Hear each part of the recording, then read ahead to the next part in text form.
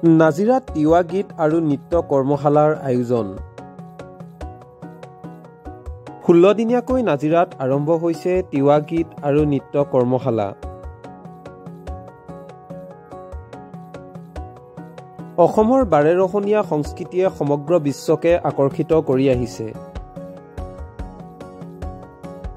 বিভিন্ন জাতি জনগোষ্ঠী একত্ৰিত হৈ জিলিকি থকা ভাৰতৰ ভিতৰতে অন্যতম হৈছে অসম।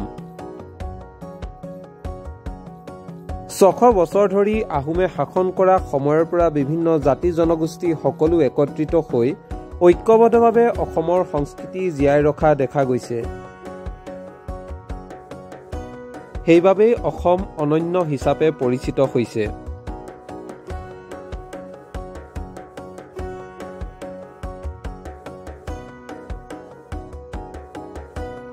জনজাতি গৌৰৱ বৰ্ষৰ লগত সংগতি ৰাখি শিৱসাগৰ জিলাৰ নাজিৰাৰ বেচৰকাৰী সংস্থা প্ৰবাহ আৰু ONGCৰ উদ্যোগত 16 দিনীয়াকৈ তিৱা গীত আৰু নৃত্য কৰ্মশালা আয়োজন কৰা দেখা গৈছে।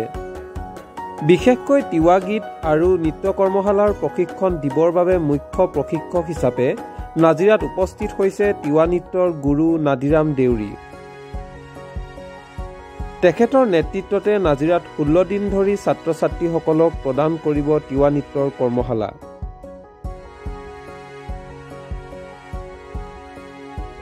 বৃহত্তৰ নাজিৰা অঞ্চলটোৰ ছাত্ৰ ছাত্ৰীসকলে যাতে অসমত থকা প্ৰতিটো জাতি জনগোষ্ঠীৰ সংস্কৃতিৰ বিষয়ে জানিব পাৰে, সেই উদ্দেশ্য আগত ৰাখিয়ে নাজিৰা প্ৰবাহ আৰু ONGCয়ে এই ব্যতিক্ৰমী পদক্ষেপ গ্ৰহণ কৰা দেখিবলৈ পোৱা গৈছে।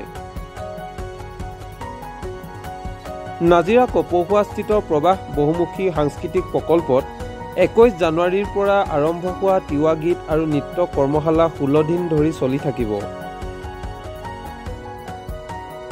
বিভিন্ন দিশৰ সৈতে জড়িত থকা বিশিষ্ট ব্যক্তিসকলৰ লগতে অসম বিধানসভাৰ বিৰোধী দলৰ দলপতি দেৱব্ৰত শইকীয়াইও এই কৰ্মশালাত অংশগ্ৰহণ কৰি শিক্ষাৰ্থীসকলক উৎসাহ প্ৰদান কৰা দেখা গ'ল।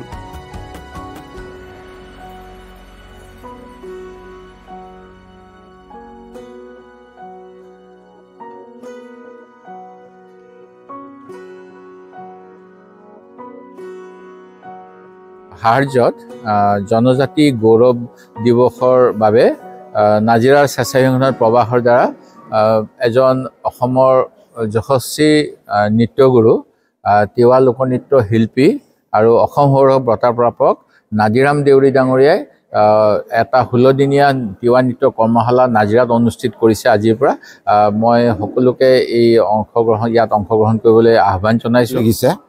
আমি দ্বিতীয়বাৰলৈ আমি তিৱা লোকনৃত্য কৰ্মশালা কৰিবৰ কাৰণে নাজিৰাত উপস্থিত হৈছোঁহি।